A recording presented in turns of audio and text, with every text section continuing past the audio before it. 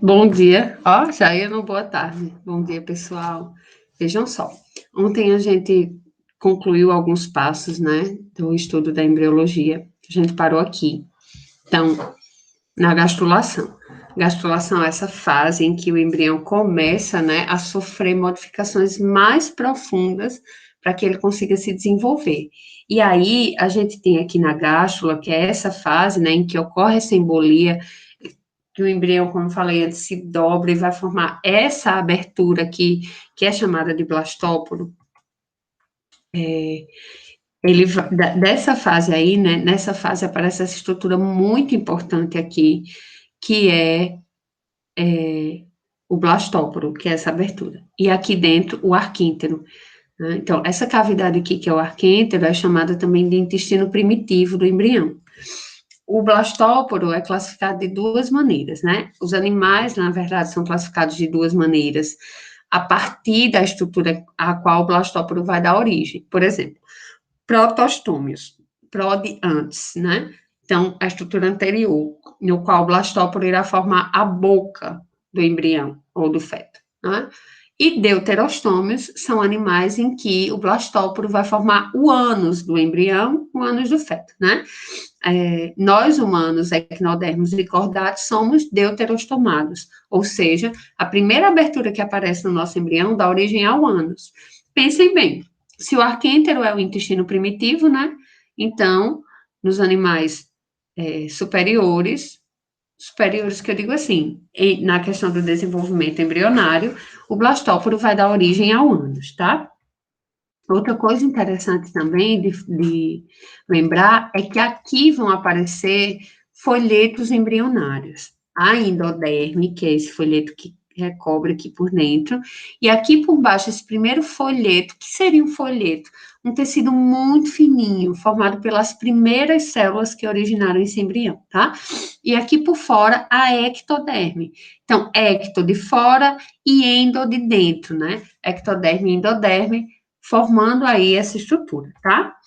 Depois que a gente tem o fenômeno da embolia, né, e que ocorre a gastrulação para formar a fase de gástrula, a gente vai ter a partir daqui um processo muito delicado, tá? Chamado de organogênese. Essa é a terceira fase do desenvolvimento embrionário. Então, a gente teve lá mórula, né, que deu origem à blástula, à gástrula, e agora a gente tem o processo de organogênese. E ele vai se caracterizar pela diferenciação de órgãos a partir dos folhetos embrionários. Então, professora, que folhetos embrionários? Esses tecidos muito pequenininhos, né, muito fininhos, que foram surgindo a partir do desenvolvimento das células do embrião, tá certo? A primeira fase da organogênese, olha esses nomes, hein, pessoal? Vai anotando aí. A primeira fase da organogênese é chamada de neurula. E aí, após a neurulação, os folhetos embrionários, que vão dar origem aos tecidos do corpo, continuam a se diferenciar para ocorrer a diferenciação, ou para ocorrer a formação de uma cavidade chamada de cavidade celomática, que é uma cavidade completamente revestida por um folheto chamado mesoderme. E é muito importante porque ela vai abrigar os órgãos desse embrião, tá? Então, vamos por partes, né? Essa é a neurulação, né? Com a formação dos folhetos embrionários. Aqui a gente vai ter a formação de 3 folhetos. Vejam que é um a mais do que o que a gente tinha visto lá na gástrula, hein? Aqui por fora, a gente tem a ectoderme, né? Que vai formar também o tubo neural. No meio, formando essa abertura aqui, que é a cavidade celomática, a gente tem a mesoderme, meso de meio, e aqui mais ao centro, a gente vai ter a endoderme, endo de mais profundo, né? Então, ectoderme, mesoderme e endoderme são os folhetos embrionários que vão dar origem, né, aos tecidos, aos órgãos, enfim, a toda essa estrutura do embrião, tá? Pronto. Aqui a gente tem a estrutura chamada de neurula. Sempre que vocês olharem essa estrutura, a gente tem uma neurula, tá? E a neurula é formada exatamente por isso. Os folhetos embrionários, né, distintos, ecto, meso e endoderme, o tubo neural, que vai dar origem ao sistema nervoso, a notocorda, que vai dar origem à coluna vertebral, Aqui, o celoma, né, que é essa cavidade completamente delimitada pela mesoderme, e aqui no meio, o intestino primitivo desse embrião. Então, essa cavidade, né, completamente revestida pela mesoderme, chamada de celoma, ela vai aparecer nos animais triblásticos. Triblásticos são os que têm 3 tecidos embrionários. Como assim, professora? Eu pensei que todos tinham. Não, existem animais que são diblásticos, só possuem 2 folhetos embrionários, ecto e endoderme. Os triblásticos, né, que tem um folheto a mais, que é a mesoderme, e vão apresentar essa cavidade chamada de celoma. Mas, quanto à presença de celoma, os seres vivos podem ser classificados como acelomados. Acelomados, eles são inteiros por dentro, eles não têm cavidade nenhuma, eles não têm abertura dentro deles, né? E aí são chamados de acelomados. Eles têm aí a endoderme, eles têm uma mesoderme completa, sem formar cavidade, e a ectoderme. O arquêntero, que é o intestino primitivo, fica bem aqui no meio. Existem uns seres chamados de, vocês estão vendo aqui, né, uma planária.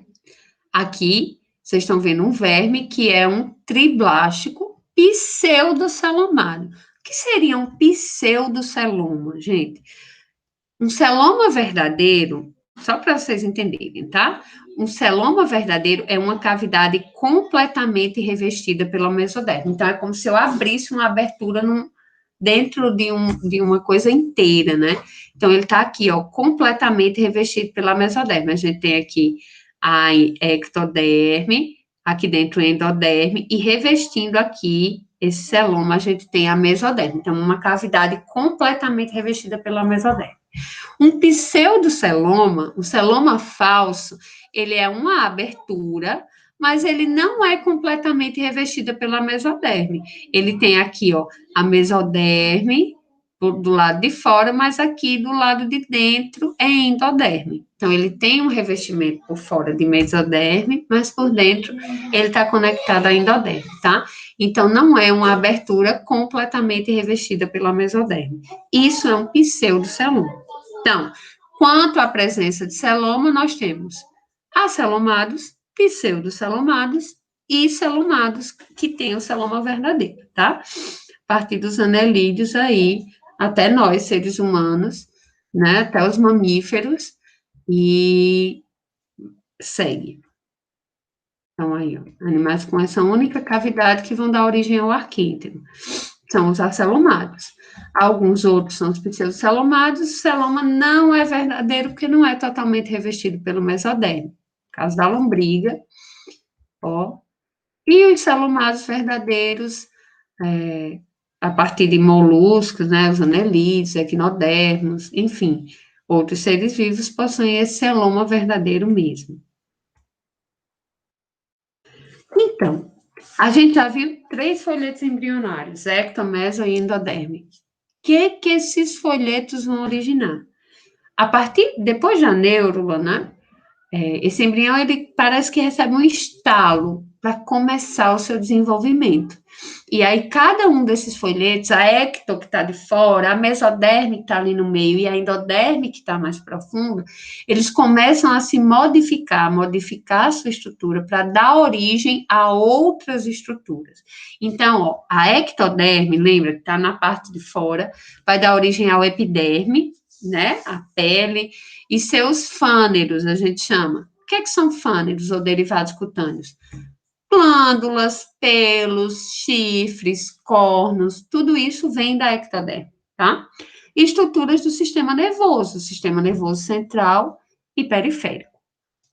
A mesoderme, que é aquela camada que está mais no meio, ela vai dar origem à derme, que é essa parte que está exatamente embaixo, né, da epiderme, músculos, cartilagens, ossos, o sangue, medula óssea, tecido linfático, toda essa estrutura, e os órgãos do sistema genital e urinário.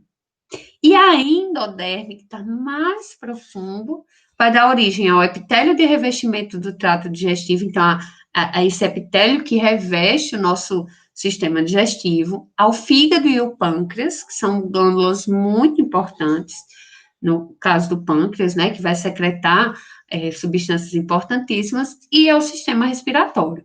Então, percebam que cada um dos folhetos, ao se diferenciar, eles vão dar origem a estruturas que vão formar esse embrião, tá? E aí, a gente tem saindo desses folhetos todas as estruturas que vão ser responsáveis pela manutenção da vida, né?